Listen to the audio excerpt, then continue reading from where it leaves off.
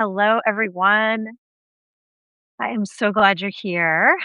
Um, so glad you are here. Today, I am excited to talk about something that I have been really interested in for years and years. And today, I'm talking about how PCOS stress hits differently. And there's lots of different layers and nuance to what I'm talking about. So, it's gonna be a wild ride. And I also, normally when I do lives here on Substack, I am off the cuff and talking, and I have a lot of notes because some of this information I have more recently unpacked and learned from. So you'll notice that sometimes I'm reading from notes and looking at it, but I know you don't care about that stuff, but I just wanted to say that. And, in a way, I hope you walk away, especially if you have PCOS or PMOS, I'm still using the old term. But if you live with PCOS or you know someone that has it or you help people with PCOS, I hope you can appreciate that PCOS physiology is different. And so stress impacts your body more. And that's like in a nutshell, if you left right now, that's what I'm going to be talking about. And that's what I want you to walk away from. But if you're someone who's curious about, wait, how is it different? Like, what's going on? Um, that's what I'm going to be unpacking. And, I've been asking you all what you really want from a PCOS book because I'm in the process of doing that right now. And this is one of the things that so many of you have told me you want is like, you want to better understand the nuance of this condition. So that's what I'm going to be doing. And before I get into all that, just to make sure that we know each other, of course, if you are a subscriber, I'm so glad you're here. Thank you for supporting my work. But if you just stumbled upon this live because you're scrolling TikTok on your lunch break or something, I want you to know about who I am. So, my name is Julie Duffy Dillon, and I've been a dietitian for almost 27 years. I'm almost at that anniversary. And I'm also trained as a mental health therapist. I have a bachelor's degree rather in mental health counseling. And in the early 2000s, I really just wanted to work with people with eating disorders. And so I was specializing in that. But people with PCOS kept showing up at my office. And if you work with eating disorder recovery or if you're in recovery, you probably already know this. But when someone is trying to recover from an eating disorder and like working through health stuff, dieting is something you can't do because it can be fatal. It's not just this like no big deal. It is a big deal. And when I was first working with eating disorders, I had also come to a place where I was appreciating how dieting was the trigger for many people to even go into the throes of an eating disorder. So I knew that when I was helping people with PCOS, I didn't want to teach another diet. But that's all like we really knew. And for a lot of people, that's still all they know about PCOS is how they just needed to eat less, especially carbs and sugar, how they need to lose weight. And so over the last 25 years, my clients and I just figured out tools to add instead of another rigid diet. And that's the basis of my book that I am writing right now. It's going to be PMOS Power Moves because it's not out until January of 2028. So we'll all be used to the new name by then, right?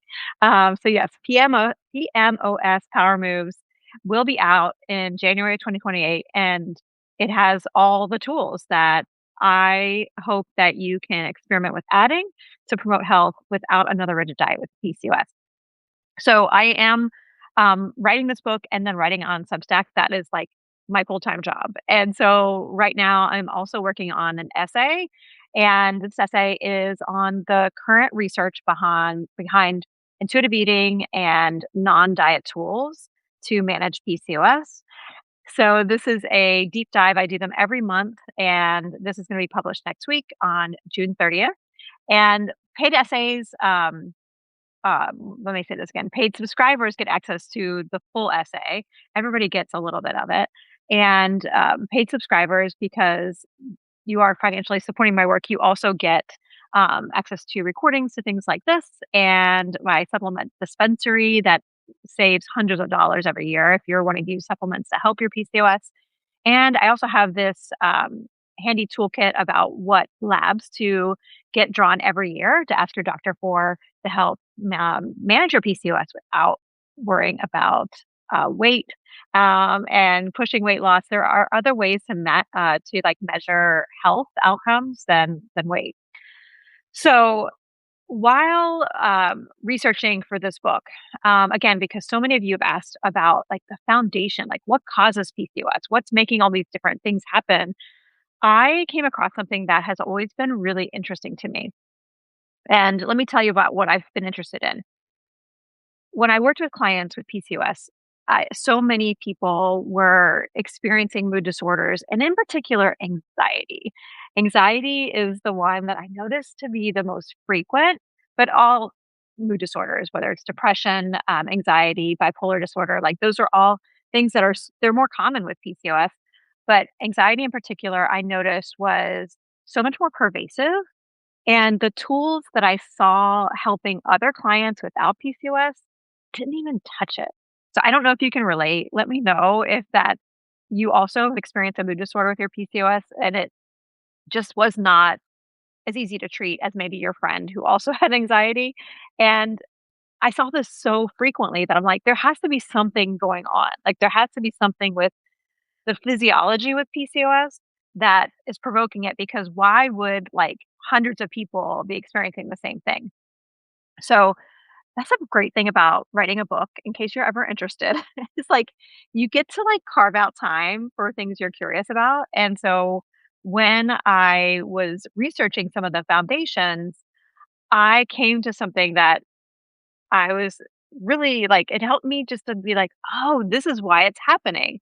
This is why mood disorders, especially anxiety, are so intense, pervasive, rigid, and hard to treat in PCOS. And I couldn't wait for 2028 to share it with you. I was like, I need to talk to someone about this. So, so as I go through this, I'm looking at my notes and I'm like, oh my gosh, this is kind of a science heavy live. So stick with me. You know, the thing for me is that when I was learning to become a dietitian, I appreciated that I was really into like the behavior and helping people make change. But the hardcore biochemistry, organic chemistry, like all those things were harder for me to learn. So I have spent a lot of time like getting down to foundations of science and scientific kind of topics to help myself better understand it. So when I talk about it here, I'm going to be relying on a lot of the tools that I learned back in the day from tutors that I had in my undergrad. And so if you are someone who has a hard time understanding some scientific topics or you get overwhelmed by them, I hope you feel okay in this conversation. And because I'm going to be breaking it down into simple terms for sure. And also, if you're an academic, a scientist, a researcher, you may feel frustrated because I'm not going totally into all of it, but I'm really trying to just, you know, share the foundation. So I hope you have patience with that too. So let's get to it. All right. The first thing that helped me start to really appreciate PCOS stress, why it is so much different. And when I say stress, please know I feel like that's the broadest term of all for mood disorders and mental health concerns, emotional health and also, like, life stressors. So, like, just all of that, I'm calling stress. Um, the first topic in, like,